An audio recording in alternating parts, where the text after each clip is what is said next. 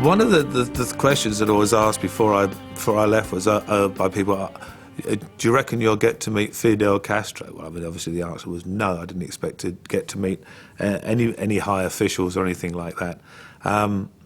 What was quite amazing was that it was actually quite the opposite. Met the Minister of Culture, all the ministers to do with music.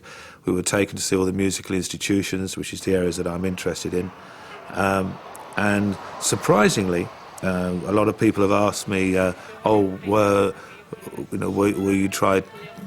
did people try to tell you how wonderful the regime was and what it did? And the interesting thing was, politics was never brought up at all. People had freedom to say what they wanted to say and do. It wasn't quite what I'd been told it was like. You could discuss anything that you wanted to. All they wanted to talk to me about was music and how the arts had progressed and what they were trying to do.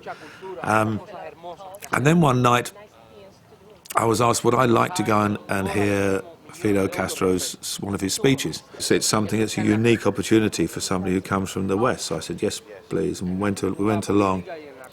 And I say watched the speech, shall we say, rather than listen, because I did have somebody translating bits and pieces to my side.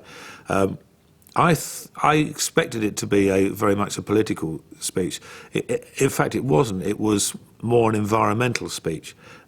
He was more talking about the environment, energy, conservation, which I thought was quite interesting because a lot of the views that he expressed, even though politically we are probably on opposite sides of the fence, the views he expressed were very much those of what I would call an apolitical person, somebody who does. It wasn't political at all. It was a sort of very much a speech about the world, about energy, about conservation.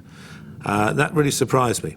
And then we got up to leave at the end, and to my surprise, we were whisked through the back. Suddenly, this man came out, and I was introduced to him as he was actually the commander in charge of the original revolution, an elderly fellow by then, and shook his hand. I thought, interesting. And then out came Fidel Castro. It was fantastic. He shook my hand and talked away in Spanish. Again, more about the environment, in fact, all about the environment and energy and things for quite some time. Then he said through the translator, I'm speaking here tomorrow at the Karl Marx Theatre. And I remember thinking, this is where we're meant to be rehearsing and playing. That means we're going to be moved somewhere. I can see all sorts of difficulties, but, he's the boss there. And he said, but I have just heard that you, of course, are rehearsing and playing here.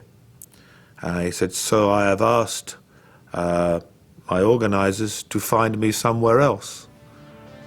And I can remember sitting there thinking, I can't imagine actually, sort of, if I was due to play the Festival Hall, and Tony Blair decided he was going to do a speech there to say, I'm going to have a little word with my advisors to find me somewhere else to speak so you can do your concert. But that's exactly what he did.